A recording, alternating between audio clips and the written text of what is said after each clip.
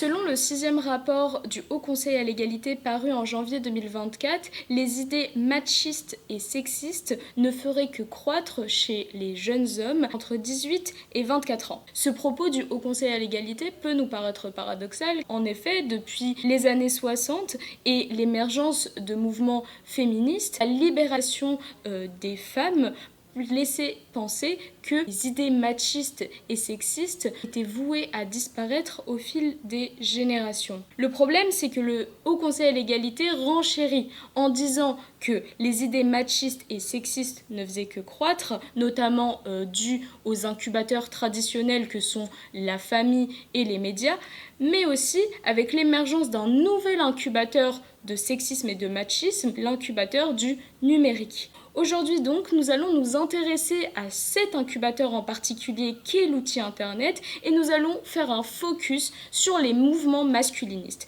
qui sont des mouvements réactionnaires aux mouvements féministes et qui vont donc impacter réellement concrètement les interactions sociales entre les jeunes hommes et le reste de la société, et notamment les femmes.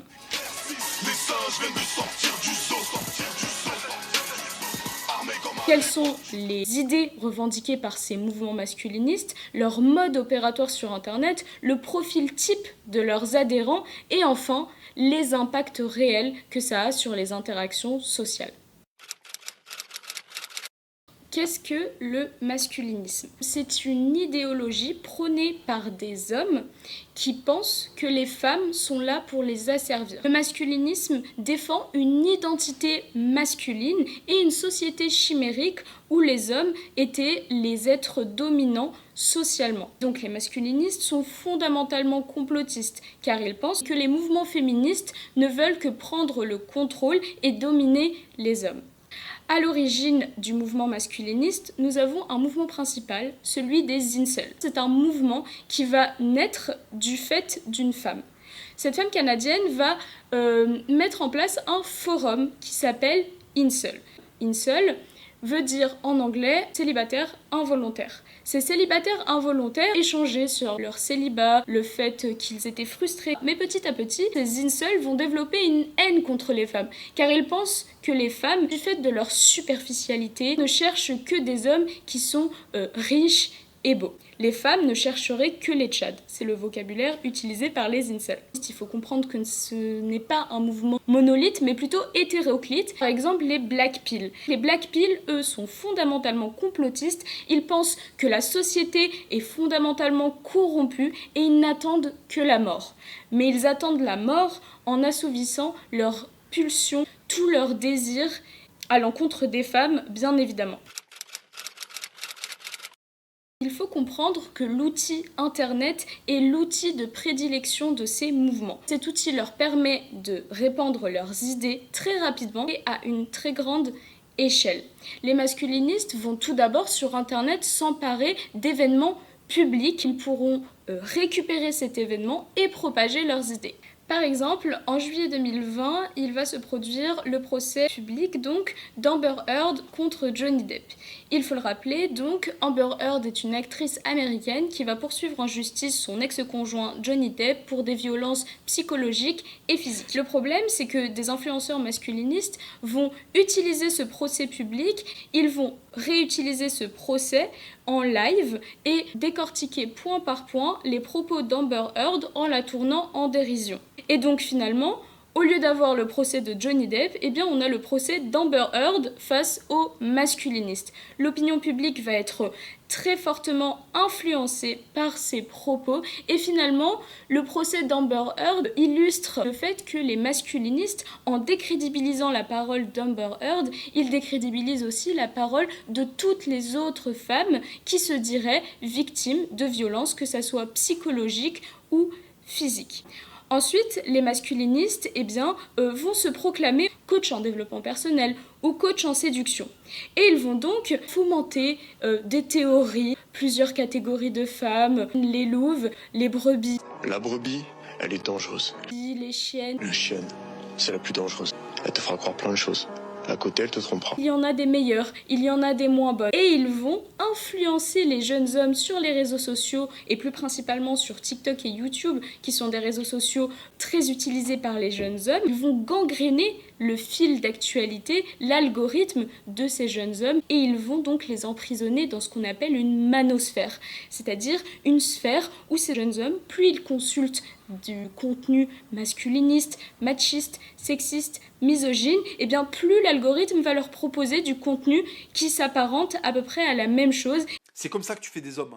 Alors en mettant des tartes en leur disant quand ça fait mal, fais semblant que ça fait pas mal et tu verras qu'au bout d'un moment, ça fera vraiment pas mal. Et donc finalement, ils vont normaliser ces propos, normaliser ces pratiques. Arrêtez de tout le temps vous laisser niquer, arrêtez de vous laisser émasculer par les meufs. Tu as le droit de poser tes couilles sur la table et de dire non, tu as le droit de te comporter en homme. Ce qu'ils appellent aujourd'hui dans la société la masculinité toxique, c'est juste de la masculinité classique. La jeunesse est en panne de ça, ils allument la télé, ils tombent sur des tarlouses, sur des mecs qui s'excusent de respirer. Et la seule chose qu'ils attendent, c'est qu'on vienne, qu'on leur mette des calottes et qu'on leur dit, ben voilà, vis un peu. Incarne-toi là, tu vois, prends possession de ton monde. On est là, on va changer le game encore une fois. Let's go!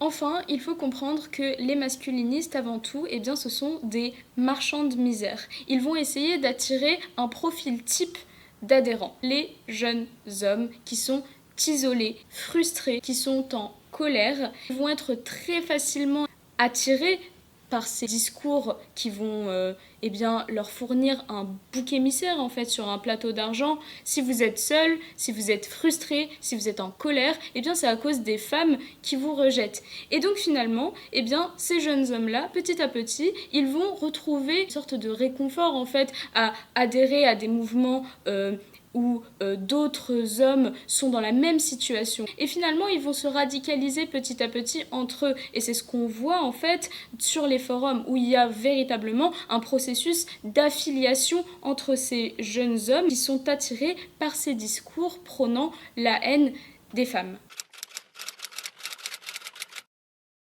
Maintenant, sortons de la sphère du numérique et intéressons-nous aux impacts du masculinisme sur les interactions sociales entre ces jeunes hommes qui vont être donc influencés par des discours masculinistes sans forcément y adhérer officiellement, et les jeunes femmes qui vont donc être les véritables boucs émissaires, les cibles de toute cette haine. Il faut comprendre en fait que les pratiques du quotidien entre les jeunes hommes et les jeunes femmes sont impactées. Si un influenceur masculiniste dit à un jeune homme qui est dépourvu d'expérience, elles vont faire genre qu'elle n'aime pas être sifflée, mais c'est pas grave, si tu la siffles, elle va aimer quand même, eh bien ce jeune homme-là, il va avoir une interaction complètement brouillée avec cette jeune femme. Et donc ça va instaurer en fait un climat de méfiance entre les hommes et les femmes dans la vraie vie, concrètement. Les mouvements masculinistes sont très souvent empreints de discours racistes. Les influenceurs masculinistes vont certes mettre les femmes comme la principale source de frustration et d'asservissement des hommes, mais ils vont aussi mettre la faute sur les hommes étrangers qui voleraient les femmes aux hommes blancs, cisgenres, de type caucasien. Et donc finalement, le masculinisme, il est misogyne, mais il est très souvent aussi raciste. Et ça encore, eh bien, ça se retrouve, ça se répercute sur les interactions sociales entre des hommes et d'autres hommes. J'aimerais finir en passant au dur. Il faut comprendre que le masculinisme, au bout du compte, il tue véritablement. On a commencé par parler du masculinisme sur la sphère donc du numérique.